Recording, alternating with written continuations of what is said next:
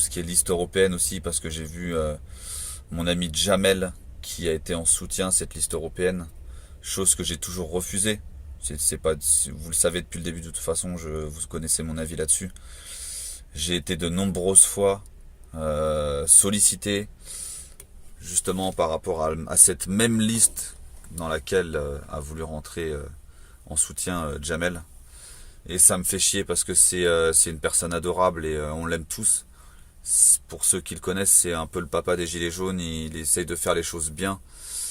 Et tous ceux qui créent ces listes européennes, au final, essayent de charmer un petit peu les figures ou les personnes émergentes de ce mouvement. Et ils le font de façon à charmer les gens, quoi, à leur montrer que c'est peut-être une alternative au mouvement, etc. C'est peut-être comme Ingrid Levavasseur et encore plein d'autres qui ont succombé justement à ces appels.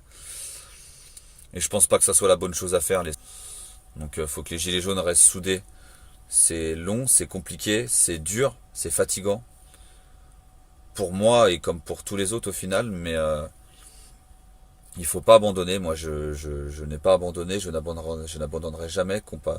Même si les médias pensent que j'ai abandonné ou passent ce message-là parce que ils s'en félicitent, ils pensent qu'ils ont perdu quelqu'un dans les gilets jaunes, alors qu'absolument pas.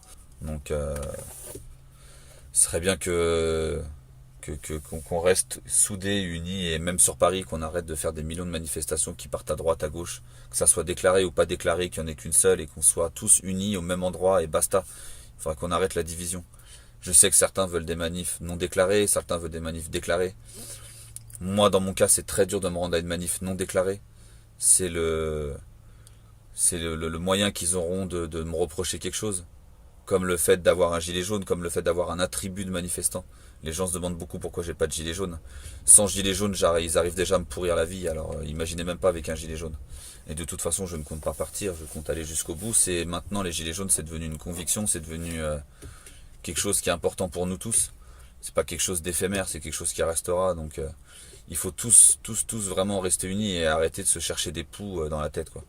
C'est très agaçant et s'attaquer plutôt aux personnes qui sont en face de nous, le gouvernement, Monsieur Castaner qui devrait déjà avoir démissionné depuis belle lurette, Monsieur Emmanuel Macron pareil, quand je vois un président qui sort dans des villes avec une escorte qui ferme la ville, qui ferme la circulation, qui empêche les gens de sortir, pour moi c'est pas un président il se cache pas dans son propre pays.